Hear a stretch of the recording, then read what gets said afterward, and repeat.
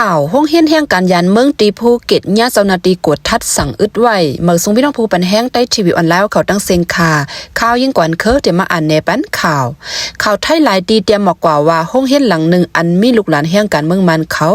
าเห็นไว้อันโหปักนั่นญาเจ้าหน้าที่ไทยเขากว่ากวดทัดด้วยเสสีสั่งหาอึดไว้ในยาวข่าวไทยมันจะออนไลน์เตรียมบอกว่า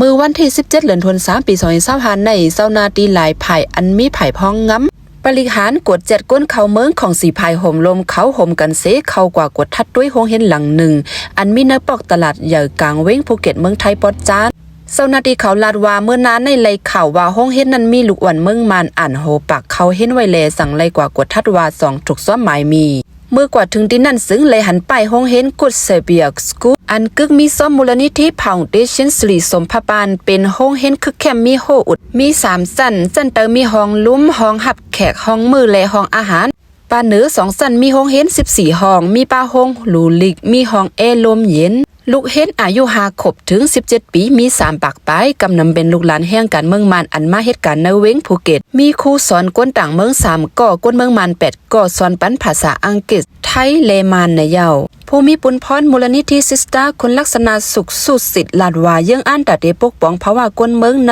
ภูเก็ตเสสั่งไลก่อตังมามุกจุมใ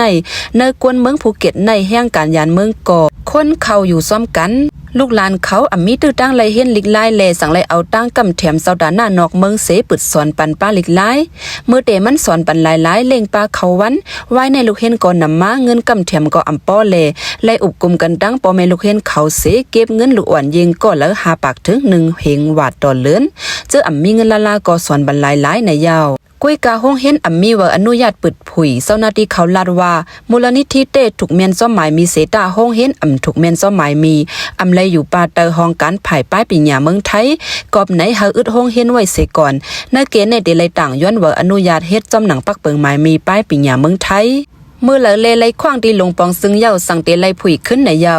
เนื้อข่าวไทยรัฐก็เตรียมบอกว่าเกี่ยวเลยลองในตั้งภายพ้องง้ำเสดวนภูเก็ตเขาก็เฮ็ดปังซับแล้งเสียงข่าวกว่าในวันที่17ยามโหคำตาเต้กดทัดด้วยแทงไล่โหย่อยลองห้องเฮ็นนั่นไลปันปุนพรถึงไผ่ป้ายปิญญาเสดวน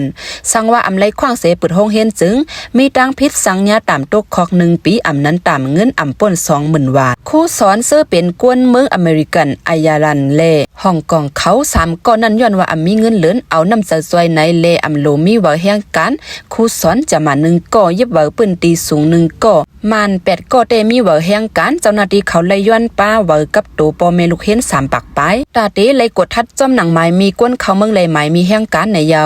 ข่าวโหในเฮาคาเลยอ้างอิงเอามาที่ข่าวไทยรัฐเลยข่าวมันจะออนไลน์ค่ะงินโซมีน้องผู้ปันแห้งตัวเยี่ยมข่าวได้เฮาคาเล